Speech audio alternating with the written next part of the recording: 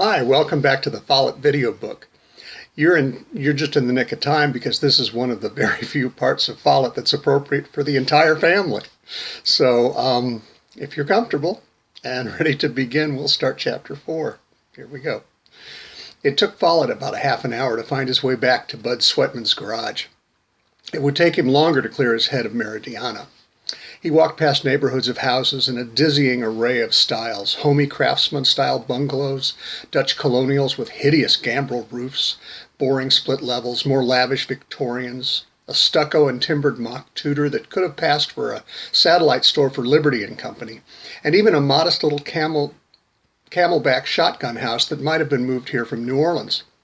The front window of the shotgun house was open, and a record player was spinning a scratchy copy of the Electric Prune's One Real Hit. The room was empty as I staggered from my bed. I could not bear the image racing through my head. You were so real that I could feel your eagerness, and when you raised your lips for me to kiss, came the dawn, and you were gone. Too much to dream.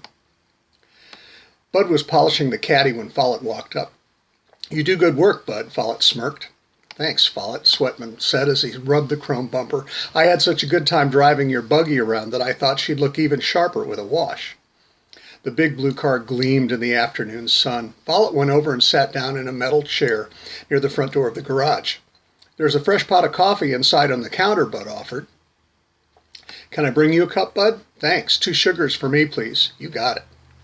It was time for Follet to get back on the road, but sharing a cup of coffee with his new friend was a lot more important to him than keeping to a schedule that too often seemed to have a mind of its own anyway. Whatever was ahead of him on the road would have to wait. Like every other incubus, Follet knew that the road goes on forever.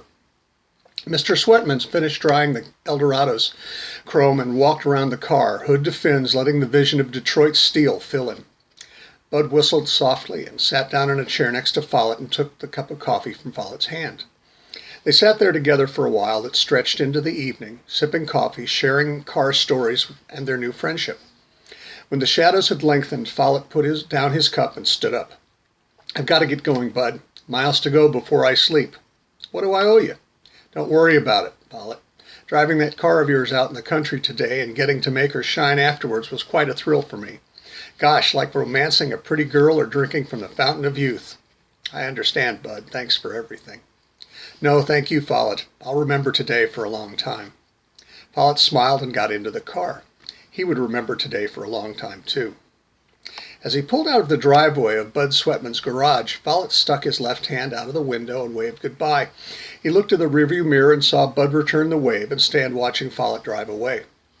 Follet decided to drive through town, wanting to drive past the Victorian house where he had met Meridiana.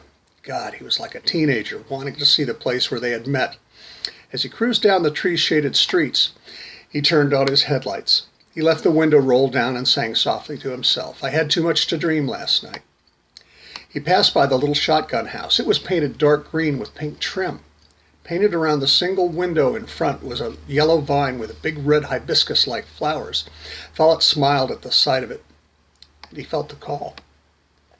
He turned right at the first side street and parked about 20 yards from the corner, beside a big bushy hedge that must have been 10 feet tall.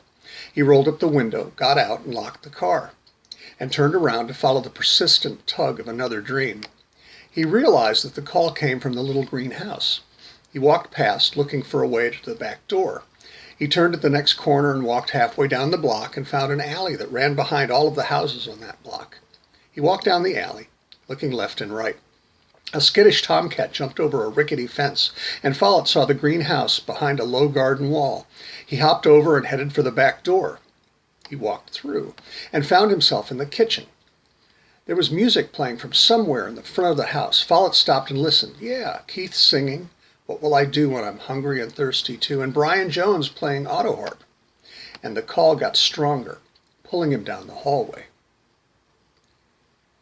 She was asleep in a big overstuffed couch, curled up with her head resting on a pillow. She was wearing blue jeans and the cuffs rolled up to her calves, and a black gabardine western shirt with chenille embroidered blue flowers outlined in white with burgundy stems on the breast, smile pockets, and mother-of-pearl snap buttons down the front with 5 on each sleeve. Over the left breast pocket was embroidered Sue's in red. Her fine straight black hair was cut in a shaggy pixie cut.